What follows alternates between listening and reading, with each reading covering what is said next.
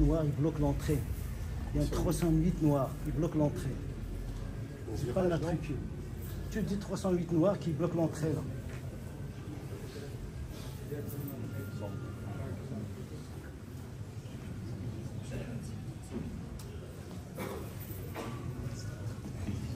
Bismillah, salam alaikum. Il y a une voiture 308 qui bloque l'entrée, s'il vous plaît. Noir. Peugeot 308, noir. On essaye de... La personne sort rapidement, s'il vous plaît, pour la déplacer, parce qu'elle gêne. On essaye d'avancer, s'il vous plaît, les frères. Au fur et à mesure, ça va se remplir. On essaie d'avancer. Concernant le stationnement, alhamdoulilah, on a de moins en moins de soucis, c'est une bonne chose, parce que c'est important de ne pas gêner ni la route, ni les voisins, ni le parking, les garages, les sorties de garage, etc. On le dit et on le répète, c'est important pour l'image de la mosquée et ce que le musulman doit véhiculer. C'est d'être extrêmement prudent pour ne pas gêner les autres et donc voilà, de se garer le plus loin possible, voire d'éviter de venir en voiture, essayer de privilégier, favoriser le transport, les transports, de manière à éviter de gêner l'environnement de la mosquée. Ça c'est important. Donc 308 noirs. Il faut à tout prix la déplacer parce qu'elle gêne l'entrée.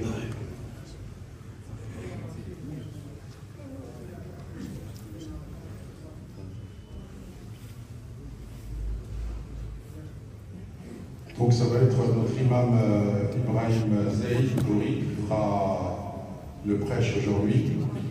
Je vous rappelle que c'est enregistré sur notre chaîne YouTube, que vous pouvez la retrouver sur Mosquée Islah Montreuil. Donc Mosquée Islah Montreuil, vous allez retrouver ce prêche. Donc vous pouvez le partager, le regarder avec les enfants. Comme les enfants, ils ont classe, ils ont école, ils sont en collège, etc. Donc c'est bien aussi de leur montrer, de leur faire apprendre leur religion. C'est important, vous pouvez aussi vous abonner à cette chaîne, Mosquée Islah Montreuil. Vous pouvez retrouver aussi d'autres prêches de notre imam Brahim Belhaj, et puis d'autres activités qui se passent de temps en temps. Voilà, ça vous permet un peu de connaître tout ce qu'on peut organiser à la Mosquée Islah sur le Var Montreuil.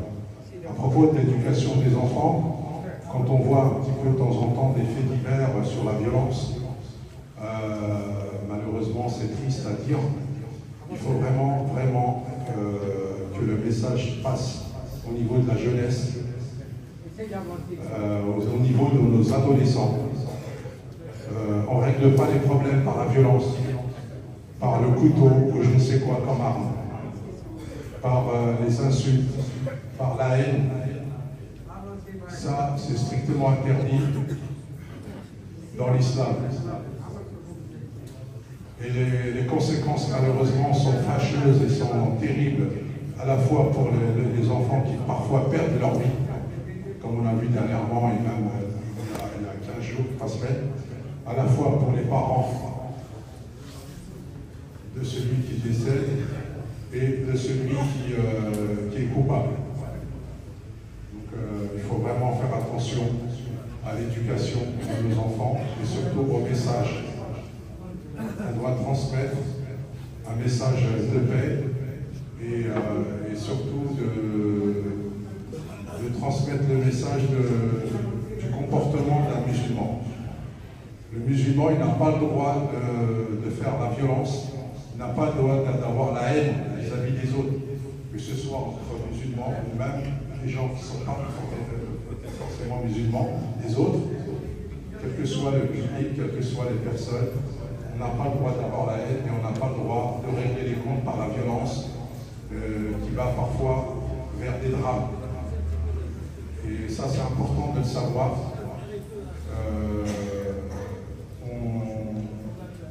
doit répondre au mal par le bien, en permanence. Et ça, c'est l'enseignement du prophète, c'est le comportement de notre prophète Mohammed, sallallahu alayhi wa sallam, que la bénédiction et le salut soient sur lui. Voilà, il nous a enseigné, et ça il faut le savoir, pour les jeunes, éviter la vengeance, éviter la revanche, éviter la colère, parce que ça va ne produire que du mal, en plus du mal. Donc vraiment c'est un comportement qu'il faut l'avoir dès le départ pour éviter ces drames qu'on a en permanence.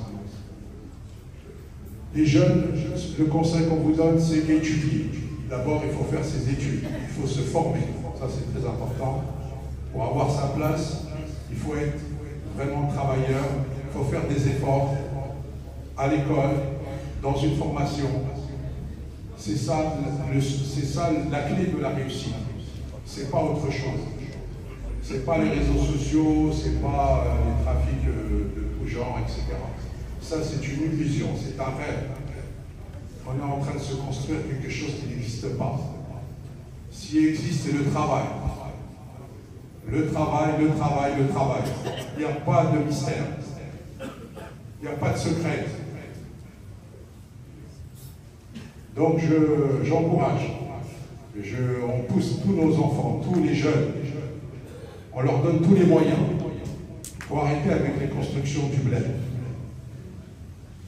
La vraie construction, c'est celle de l'enfant. C'est sa formation culturelle, c'est sa formation au niveau du savoir et des connaissances, au niveau des diplômes, au niveau des métiers. C'est ça le véritable héritage qu'on va laisser.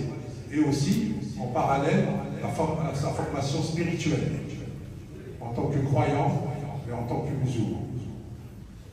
Ce sont les deux bases. Le reste, c'est que du folklore, c'est du matériel. Voilà, on a l'impression que, mais en réalité, tout ça, ça va partir d'une manière ou d'une autre. Donc voilà, ça c'est aussi un message pour les parents. Prenez soin de vos enfants, investissez sur eux, donnez-leur tout le maximum de vous-même. Et Inch'Allah, on fait toutes les doigts pour qu'il y ait la réussite au bout. Simplement pour finir, donc les élections vont arriver. Il ne s'agit pas de vous dire qu'est-ce qu'il faut voter, quelle tendance. Non, loin de là.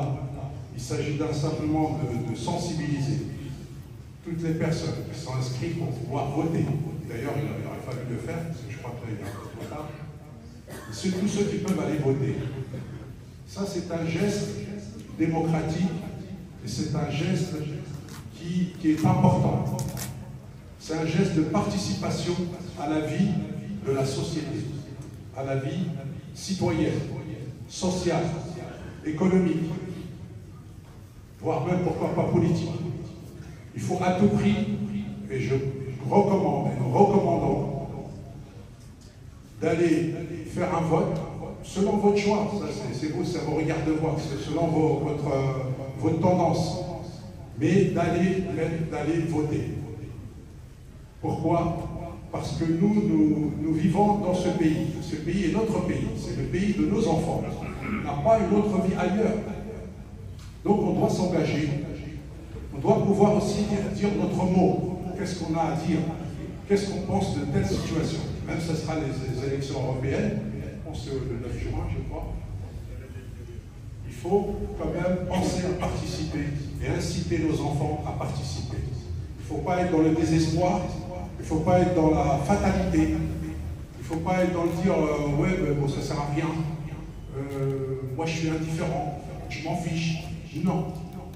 Il faut autant nous vivons ici, nous payons tous les impôts, nous faisons notre travail, nous sommes nous sommes en famille, nous fondons des familles, eh bien autant on a un droit et il faut à tout prix l'exploiter et puis y participer.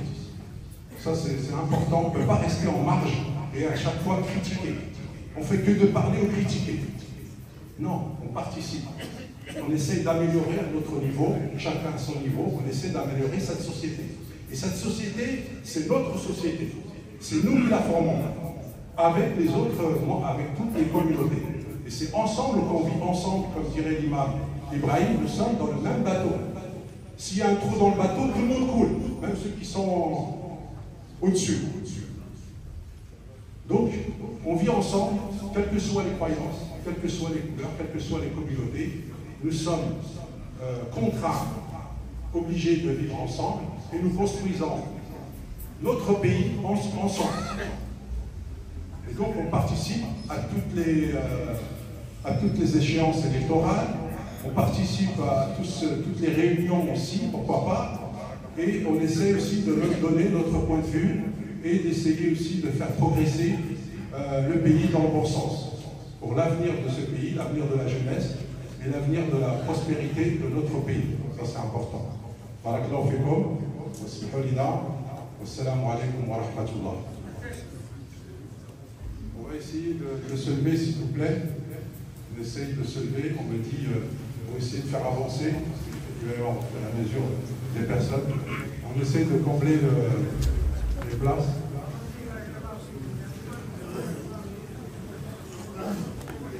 Là où il y a un trou, on essaye de le combler. On remplit les vides devant les trous, comme si on allait faire la prière.